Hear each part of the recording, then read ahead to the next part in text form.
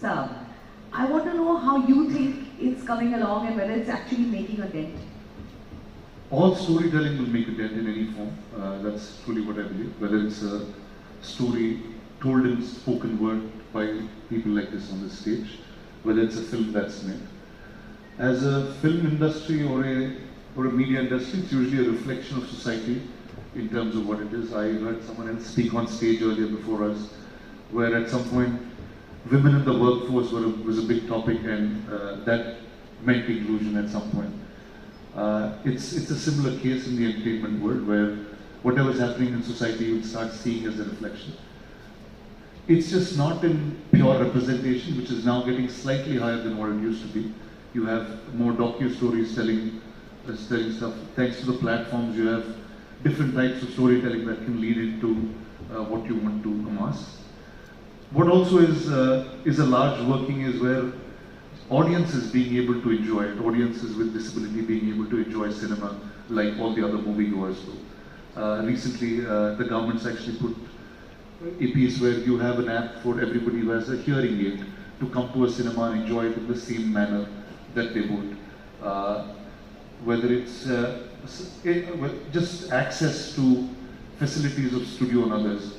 You see the newer studios being built much more efficiently to provide spaces and workforce that can be physically disabled but also do so.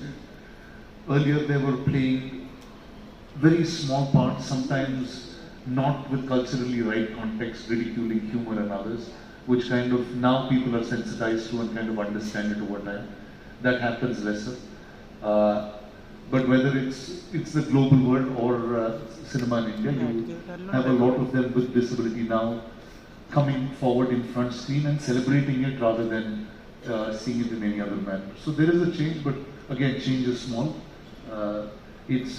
Do we have a future generally in the entertainment world? No, we don't. Yeah. But I think this will inspire us and to do a lot more, and the fact that organizations outside that have built processes for it, I think is sharing knowledge is something that's important. And I just feel like if we're able to share knowledge of how each industry is being able to set forth something, I feel like that's a start for everybody. Yeah, so definitely the media is also making way for inclusion in terms of the logistics and the ease in which everyone can be participative. But like Srikanth spoke, even in films, I feel that like you said earlier, it was a subject of really bad humor and ridicule. But I feel that now with films like we've had quite a few, Guzarish and Pa and Hichki, and of course I'll plug the husband's film Chandu Champion, which released it. I feel that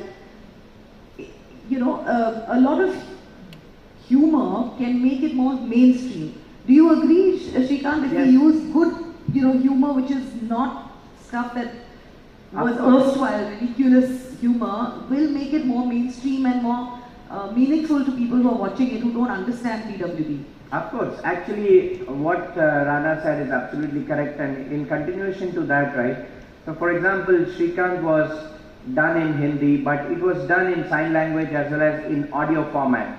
Like people with various disabilities can walk into the mainstream theatre, can have a headphone and watch the movie and all the silent scenes being spoken. And on the fun itself, right, the movie is very funny, and just to say, if a photographer says, look here, I would ask them in what sense, mere liye to sab dekhiye, east, west, south, sub, north.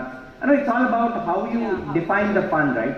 So even though you have a disability, I think fun has no limitations on the type of body or the race or the disability or the community you come from. It's a universal element, and it has to be brought in onto the mainstream, whereas everybody of all walks of people, ranging from kids to old age people, enjoy the cinema because it's all for entertainment, and you have to tell that powerful, inspirational yet sad story in a most funny way. And if you see Srikanth, there is not even a small scene or a single scene which makes you feel, oh shit, but every scene will make you feel that you're above your seats and you can do this. I think that's the way it all depends on storytelling, as he said, and we have evolved quite a bit. and the definitions of people with disabilities are also evolving, and the mindset of the people is slowly changing, and it will 100% change when I become onto the silver screen, by the way. Yeah, Rana, you wanted I'm to just add joking. something about the humor bit of it. Well, the humor part of it. So I remember the first time I was in a hospital, I had pretty much cut up, and they were still trying to measure my height to figure out what next can be done to it. And a friend of mine visited me, and he said, he took some pictures and he sent it on the group saying, guys, there's a secret, Rana's the Terminator. So, so I think that kind of got me off. I was like, oh wow, there is, if you start looking at things with humor, I think everything changes. Yes. And there's something deep in storytelling that can touch all hearts, and I just feel like the more cinema that's made, the easier it gets for people to watch it, and I think that's the set to a lifestyle change. And lead to more inclusion. But Shrikant, in terms of entrepreneurship, how do you think we can move beyond viewing this just as, the rule or, oh, he's like, and actually create an ecosystem that actually fosters full-scale integration? So if you see, right, nobody calls me a disabled entrepreneur or differently abled entrepreneur. They just call me Shrikant Bola because I have that identity by myself, not as a disability or anything. Because I have created that space for me in the society to have myself be called as Shrikant Bola. So, this entrepreneurship doesn't have to be from a disability side or non-disability. It is about who you are and what change you want to make it. So when I wanted to come back to India, start a company,